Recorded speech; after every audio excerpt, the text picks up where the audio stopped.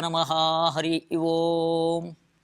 ಕಾಂತಾಯ ಕಲ್ಯಾಣ ಗುಣೈಕಧಾಮ್ನೆ ನವದ್ಯುನಾಥ ಪ್ರತಿಮ ಪ್ರಭಾಯ ನಾರಾಯಣಾಯಾಖಿಲ ಕಾರಣಾಯ ಶ್ರೀಪ್ರಾಣನಾಥಾಯ ನಮಸ್ಕರೋಮಿ. ತಪಸ್ವಾಧ್ಯಾಯ ಶುಶ್ರೂಷಾ ಕೃಷ್ಣಪೂಜಾರತಂ ಮುನಿಂ ವಿಶ್ವೇಶಮಿಷ್ಟದಂ ವಂದೇ ಪರಿವ್ರಾಟ್ ಚಕ್ರವರ್ತಿನಂ. ನಿನ್ನೆಯ ವಾದದ ವಿಷಯದಲ್ಲಿ ತ್ರಿವಿಕ್ರಮ ಪಂಡಿತಾಚಾರ್ಯರು ಆಚಾರ್ಯರ ವಾದಕ್ಕೆ ಪ್ರತಿಯಾಗಿ ವಾದವನ್ನು ಮಂಡನೆ ಮಾಡಿದರು.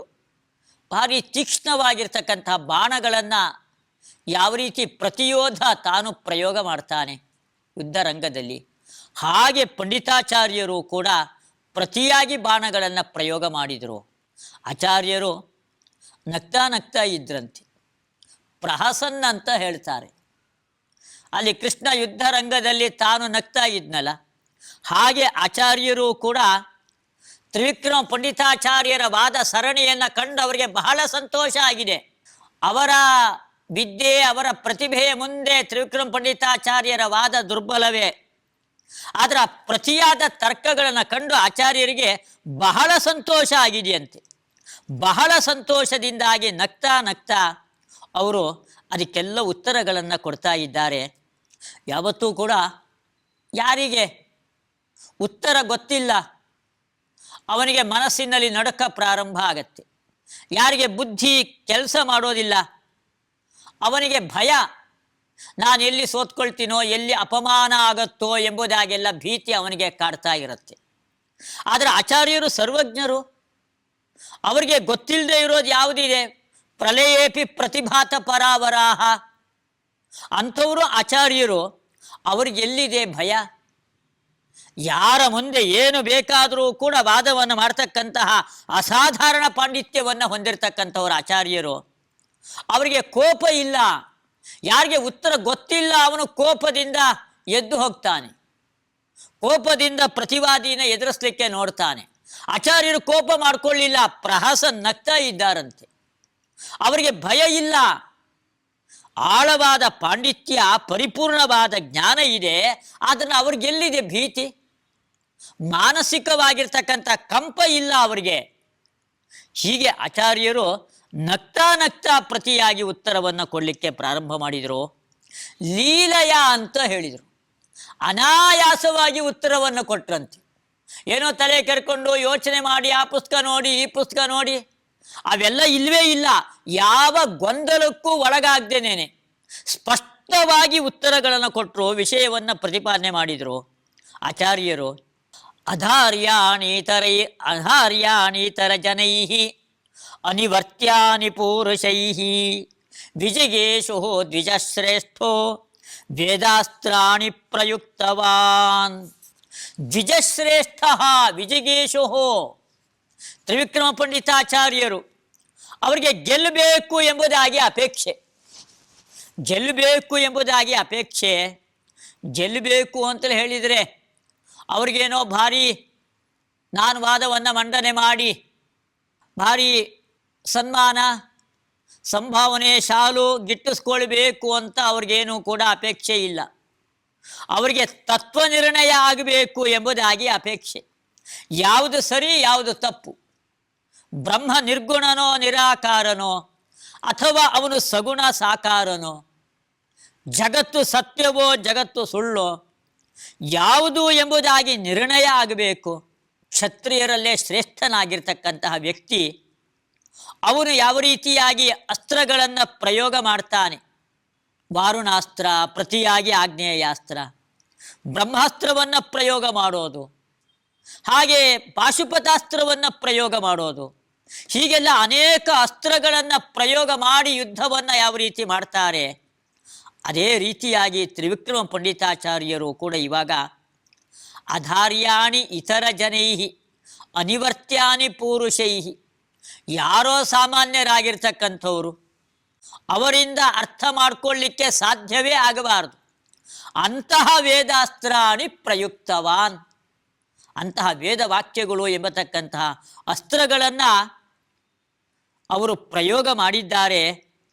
ಇತರ ಜನೈ ಅಧಾರ್ಯಾಣಿ, ಯಾರೋ ಅಲ್ಪ ಸ್ವಲ್ಪ ಓದಿರ್ತಕ್ಕಂಥವನು, ಮಂದಬುದ್ಧಿಯವನು ನಮ್ಮಂಥವರು, ಅವರಿಂದ ತಿಳ್ಕೊಳ್ಳಿಕ್ಕೆ ಸಾಧ್ಯವೇ ಇಲ್ಲ.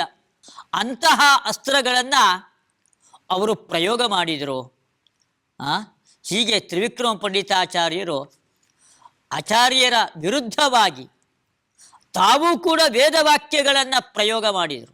ಮೊದಲು ಯುಕ್ತಿಗಳನ್ನು ಪ್ರಯೋಗ ಮಾಡಿದರು, ಆಮೇಲೆ ವೇದವಾಕ್ಯಗಳನ್ನು ಉದಾಹರಿಸಿ ಆಚಾರ್ಯರ ವಾದವನ್ನು ನಿರಾಕರಣೆ ಮಾಡಲಿಕ್ಕೋಸ್ಕರವಾಗಿ ಬಹಳ ಪ್ರಯತ್ನವನ್ನು ಪಂಡಿತಾಚಾರ್ಯರು ಮಾಡ್ತಾ ಇದ್ದಾರೆ. ವಾಕ್ಯೇರತಿ ಬಲೀಯೋಭಿ ಪ್ರತ್ಯಸ್ತ್ರೈರಿವ ವೈದಿಕೈ ಅರ್ಥಾಂತರಂ ಪ್ರಕಟಯಂ ಸ್ಥಾನ್ಯಸೋ ಸನ್ಯವರ್ತಯತು. ಅನೇಕ ವೇದವಾಕ್ಯಗಳನ್ನು ಉದಾಹರಿಸಿದರು.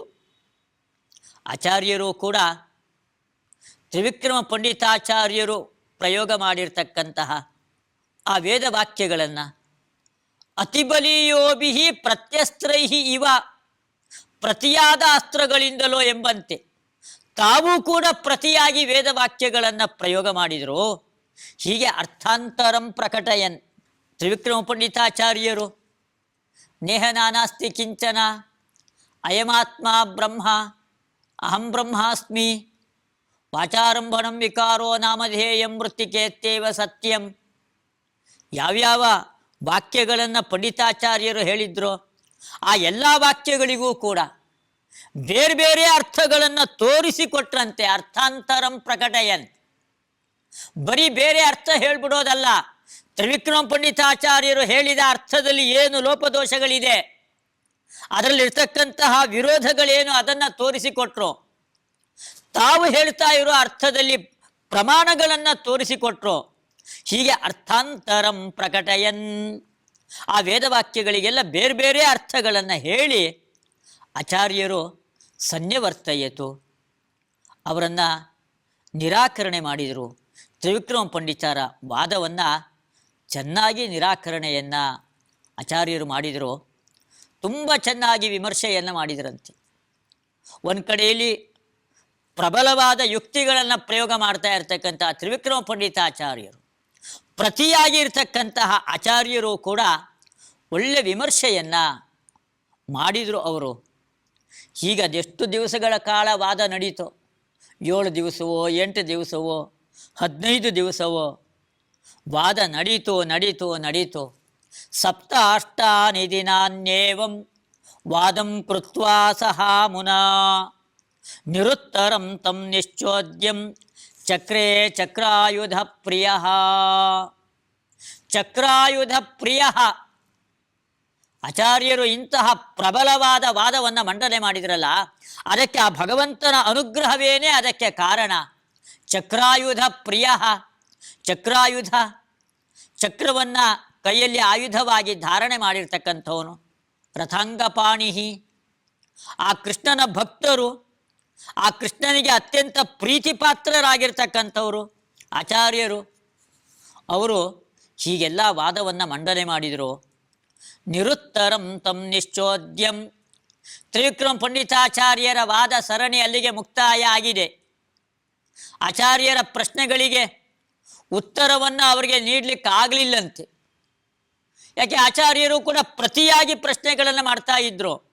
ಅದಕ್ಕೆ ಉತ್ತರವನ್ನು ಕೊಡಲಿಕ್ಕೆ ತ್ರಿವಿಕ್ರಮ ಪಂಡಿತಾಚಾರ್ಯರ ಕೈಯಲ್ಲಿ ಸಾಧ್ಯ ಆಗಲಿಲ್ಲ. ಆಚಾರ್ಯರ ವಾದದ ಮೇಲೆ ಮತ್ತೆ ಆಕ್ಷೇಪವನ್ನು ಮಾಡಲಿಕ್ಕೂ ಕೂಡ ತ್ರಿವಿಕ್ರಮ ಪಂಡಿತಾಚಾರ್ಯರು ಸಮರ್ಥರಾಗಲಿಲ್ಲ.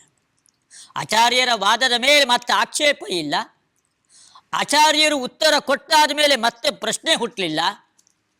ಹೀಗೆ ನಿರುತ್ತರಂ ತಂ ನಿಶ್ಚೋದ್ಯಂ, ಆಚಾರ್ಯರ ಪ್ರಶ್ನೆಗಳಿಗೆ ಅವರಿಗೆ ಉತ್ತರವನ್ನು ಕೊಡಲಿಕ್ಕೆ ಆಗಲಿಲ್ಲಂತೆ.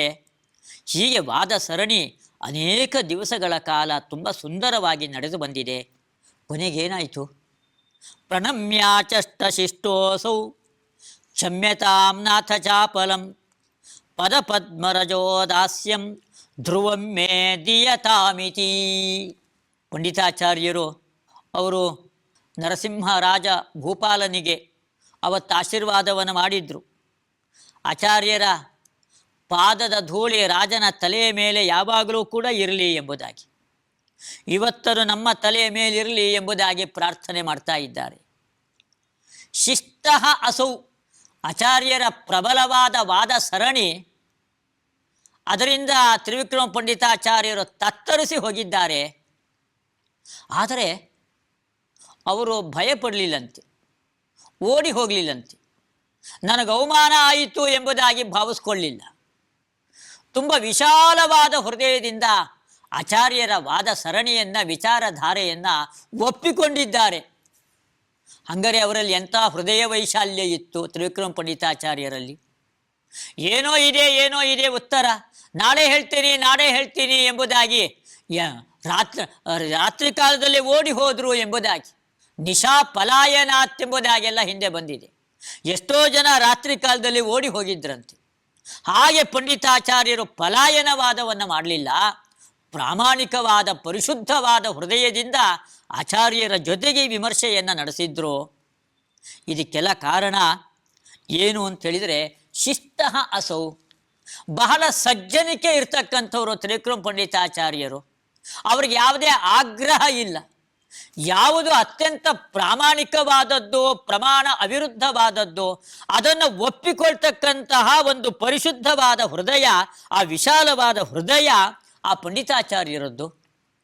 ಇಂತಹ ಸಜ್ಜನಿಕೆ, ಸಾತ್ವಿಕತೆ ಅವರಲ್ಲಿತ್ತು ತ್ರಿವಿಕ್ರಮ ಪಂಡಿತಾಚಾರ್ಯರಲ್ಲಿ. ಆದ್ದರಿಂದಾಗಿ ಪ್ರಣಮ್ಯ, ತುಂಬ ಭಕ್ತಿಯಿಂದ, ಅಲ್ಲಿ ಪ್ರಾಂತ ಇದೆ, ತುಂಬ ಭಕ್ತಿಯಿಂದ ನಮಸ್ಕಾರವನ್ನು ಮಾಡಿದರಂತೆ.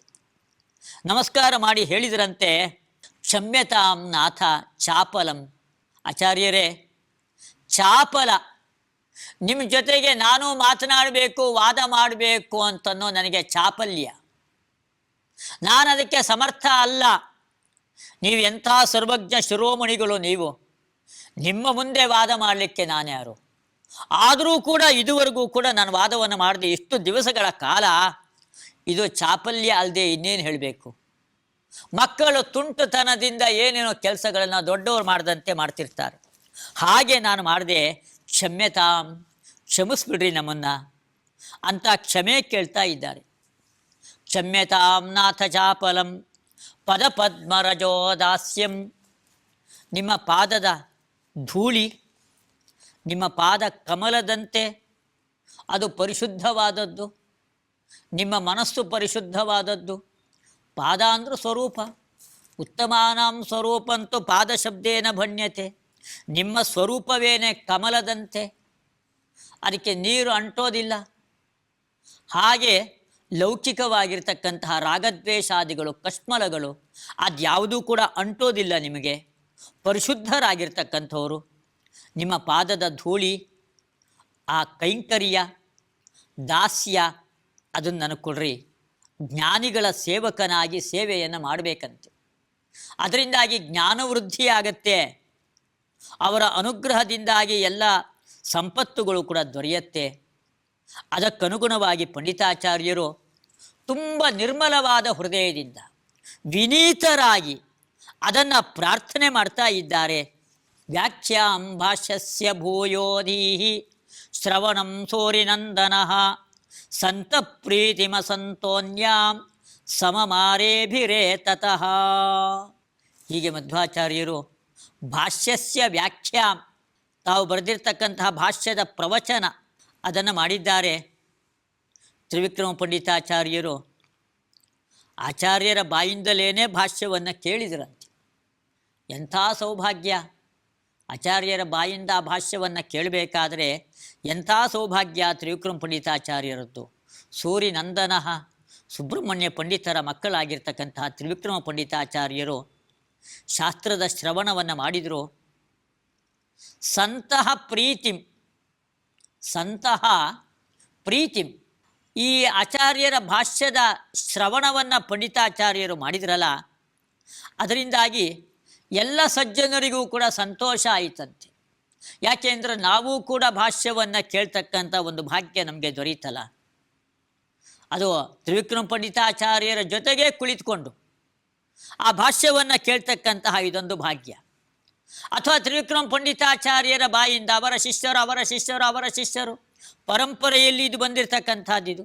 ಹೀಗೆ ಭಾಷ್ಯವನ್ನು ಶ್ರವಣ ಮಾಡ್ತಕ್ಕಂತಹ ಇದೊಂದು ದೊಡ್ಡ ಭಾಗ್ಯ ನಮಗೆ ದೊರೀತಲ್ಲ ಅಂತ ಸಂತಹ ಪ್ರೀತಿಂ ಸಮಂ ಆರೇಭಿರಿ, ಬಹಳ ಸಂತಸವನ್ನು ವ್ಯಕ್ತಪಡಿಸ್ತವರು ಸಜ್ಜನರು. ಹಾಗೆಯೇ ಎಲ್ಲ ವಿಧರಾದ ಮಂದಿ ಇರ್ತಾರೆ. ಅದನ್ನು ಒಪ್ಪಿಕೊಳ್ಳದೆ ಆಗ್ರಹವನ್ನು ಹೊಂದಿರತಕ್ಕಂಥವರು, ಸರಿಯಾಗಿ ವಿಚಾರವನ್ನು ಮಾಡದೇ ಇರತಕ್ಕಂಥವರು, ಅವರೆಲ್ಲರೂ ಕೂಡ ದ್ವೇಷವನ್ನು ಮಾಡಲಿಕ್ಕೆ ಪ್ರಾರಂಭ ಮಾಡಿದರು.